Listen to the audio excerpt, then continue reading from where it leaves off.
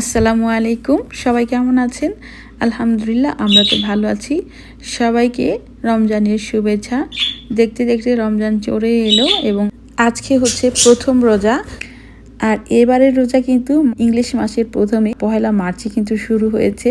খুব মজার একটা বিষয়, আরবি মাসের প্রথম দিন এবং ইংলিশ মাসের প্রথম দিন একই দিনে শুরু হয়েছে। তো আর একটা কোইন্সিডেন্স ঘটেছে, সেটি পড়েছে স্যাটারডে, মানে আমাদের স্কুল বন্ধ, বাচ্চার স্কুল বন্ধ। তো আমরা সবাই আরও বেশি বেশি খুশি এবং এক্সাইটেড এই রোজার জন্য। তো আলহামদুলিল্লাহ, আমরা কিন্তু রোজা রাখা শুরু করে দিয়েছি। আর হ্যাঁ, এই প্রথম বছর আনাফ অফিসিয়ালি রোজা রাখা শুরু করেছে। গত বছর সে রোজা রেখেছিল 3টা, কিন্তু সেই রোজাগুলো আমরা জানতাম না, কারণ সে তখন ভালোভাবে বলতে পারতো না, বোঝাতে পারতো না। আলহামদুলিল্লাহ, এই বছর সে নিজেই ইচ্ছা পোষণ করেছে যে এই বছর রোজা রাখবে। তো যেহেতু আনাফ রোজা রাখবে, আমার স্পেশাল মেহমান রোজা রাখবে, সেই জন্য আমার তো একটু স্পেশাল রান্না করতেই হয়। তো আনাফকে আমি জিজ্ঞেস করেছিলাম সে কী দিয়ে ভাত খাবে।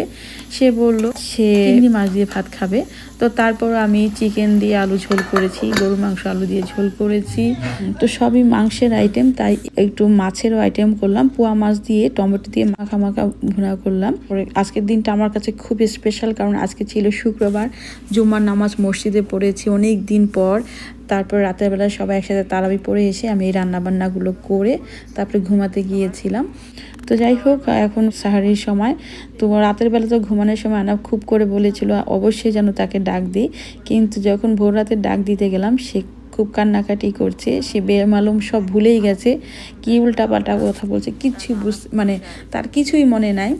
মানে মনে হচ্ছে সে ব্রিঙ্গ থেকে এসেছে, কী ধরনের কথা বলছে। তাও জোর করে নিয়ে এসেছি, কারণ আমি জানি দিনের বেলা সেটা নিয়ে ঝামেলা করবে, রোজা রাখতে চাইবে। আমরাও ছোটোবেলা করেছি, ছোটোবেলা কান্নাকাটি করেছি মায়ের সাথে, কেন ডাকুনি, না খেয়ে রোজা রেখেছি, সে ওইটা করবে। আনাফকে নিয়ে যে খেতে বসিয়ে দিয়েছি, সে খাবে না, কান্না করছে অনবরত। আর কার বাচ্চা এরকম করে জানি না, ভোর রাতে ঘুম থেকে উঠলে। আমি ছোটোবেলা করতাম, খুব বিরক্ত করতাম, কিন্তু আমার রোজা রাখা চাই। যাই হোক, আনাফকে তো খাইয়ে দিচ্ছি চিংড়ি মাছ দিয়ে। সে খেতে চাচ্ছিল না, এখন খেয়ে বলছে যে হ্যাঁ ভালো হয়েছে। তো অনেকেই সেহরিতে ভাত খায় না, অনেক রকম ডায়েট ফাইটের খাবার খায়। আমরা কিন্তু 100% একদম বাঙালিরা যা খায় বাংলাদেশে ভোরাতে সেটাই খাই, ভাত খাই। আর আমার বাচ্চাকে সেটাই আমি ট্রাই করছি। যাই হোক, এই তো আনাফকে খাওয়ানোর পর আমি খেতে বসেছি। আমার খেতে খেতে অনেক দেরি হয়ে গেল, আমি আসলে মাংস টাংস কিছু খেতে ভালো লাগছে না। আমি এই টমেটো দিয়ে আর এই পোয়া মাছের ঝোলটা দিয়ে খাবো। রান্নাটা এত মজা হয়েছে, মানে আলহামদুলিল্লাহ, আল্লাহ পাক রিজিকটা খুব সুন্দর করে রেখেছেন যে রোজা রাখবো, আল্লাহ সেই রোজা রাখার জন্য তৃপ্তি সহকারে খাওয়ার ব্যবস্থা করেছেন। এই জন্য আল্লাহর দরবারে লাখো কোটি শুকরিয়া। আল্লাহর এই নিয়ামত খেয়ে আসলে আমি আল্লাহর দরবারে খুবই শুকরিয়া আদায় করছি। প্রত্যেকের ট্রাই করা উচিত। তো আজকে আনাফকে ম্যানেজ করতে করতে আমাদের অনেক লেট হয়ে গেল। আনাফের বাবার আর দুধ দিয়ে কলা দিয়ে ভাত খাওয়া হয়নি, ওই মাংস দিয়ে খাওয়া শেষ করে দিয়েছে। তারপরে এটি হচ্ছে আমাদের রোজার প্রথম দিন, যথারীতি আমি কোরআন পড়তে বসে গিয়েছি। আর হ্যাঁ, আমি কিন্তু বালিশের উপর রেখে কোরআন পড়ি, অনেকের হেলার উপর রেখে পড়ান, কিন্তু আমার কাছে এইভাবে কমফোর্টেবল ফিল হচ্ছে। তো যাই হোক, আমার টার্গেট হচ্ছে প্রতিদিন অন্তত 2 থেকে 3 পারা করে পড়া। কিন্তু এই বছর কী হয়েছে আমি জানি না, আল্লাহ ভালো জানেন। হয়তোবা ওই যে মুখ দোষ একটা কথা, এগুলো শেয়ার করতে হয় না। তো যাই হোক, এবছর হয়তোবা তাই হয়েছে, কেমন যেন পড়া আগাচ্ছে না। আর কোরআন পড়লে আমার মা খুব খুশি হন, আমার বাবাও খুব খুশি হতেন, দুইজনেই খুব খুশি হতেন। আসলে আমার কোরআন পড়ার ইন্সপায়ার হচ্ছে আমার বাবা মা।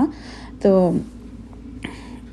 আমার আসলে কি বলবো, যাই হোক, এবছর হয়তো বা আমার ইন্সপিরেশন ওইভাবে পাচ্ছি না, তো ওইভাবে এই জন্য হয়তো আগাচ্ছে না, কোনো মুখ দোষ আমি দিব না। তো যাই হোক, বিকেলে ইফতারের আগে আমরা একটু বের হয়েছি, কারণ বাসায় তেমন কিছুই কেনাকাটি ছিল না। আজকে আবার আমার হাজব্যান্ডের ফ্রেন্ডদের আমরা ইনভাইট করেছি আমাদের বাসায়। আসলে ওই যে বলেছিলাম আগে, অনেক সুন্দর প্ল্যান ছিল, অনেক সুন্দর করে এবার রামাদানটা করব, কিন্তু হঠাৎ করে বাড়িতে কাজ করাচ্ছি, মানে আমাদের কিচেনটা আবার একটু রেনোভেট করাচ্ছি। আসলে জিনিসপত্রের যেরকম দাম ওইভাবে একবারে করা হয় না, যাদের অনেক টাকা পয়সা বসে আছে তাদের কাছে কোনো ম্যাটার না, কিন্তু আমাদের কাছে এটা অনেক বড় ব্যাপার, কারণ জিনিসপত্রের দাম বেশি, এমপ্লয়ের বেতন আছে, সব কিছু দিয়ে টিয়ে আসলে সম্ভব হয় না।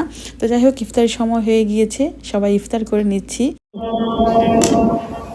আল্লাহুম্মা লাকা সাল্তু।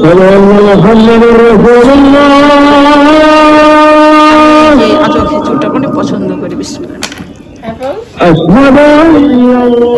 ব্লু ছাড়া খাবে না। আজকে খেয়ে ফেলো। আবু খাও, আঙ্কেল দিয়েছেন লোকেশন, না খাও। তো আমি চেষ্টা করি সবসময় আমার বাচ্চাকে কিছু না কিছু শেখাতে।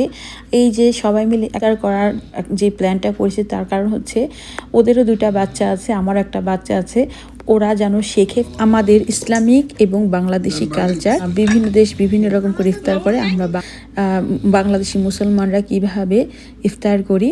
তো আমার আশা এবং আমার থিঙ্কিংটা 100% সাকসেসফুল হয়েছে। তার কারণ হচ্ছে বাচ্চারা তো এই রকম দেখে খুবই খুশি এবং তারাও খুব এনজয় করছে, তারা নিজেরা গসিপিং করছে আমাদের এই ধর্মীয় কালচার দেখে। আলহামদুলিল্লাহ, আল্লাহর দরবারে যে আমি সামান্য ক্ষুদ্র চেষ্টা করেও বাচ্চাদের কাছে আমাদের ধর্মীয় কালচারগুলো তুলে ধরতে পেরেছি। তো যাই হোক, আমরা তারাবির নামাজ পড়ে 2টা হিজাব কিনতে এসেছি আমার জন্য, রমজান উপলক্ষে উপহার দেওয়া মাত্র, আর কিছুই না। তো আপনারা ভালো থাকবেন, আশা করি আমরা কিভাবে রমাদান পালন করছি আপনারা একটু হলেও আইডিয়া নিতে পেরেছেন। ইনশাল্লাহ পরবর্তী ভিডিওতে আরও অনেক অনেক কিছু শেয়ার করব। সে পর্যন্ত আপনারা ভালো থাকেন, পরবর্তী ভিডিও দেখার আমন্ত্রণ জানিয়ে আজ এখানেই বিদায় নিচ্ছি। আল্লাহ হাফেজ।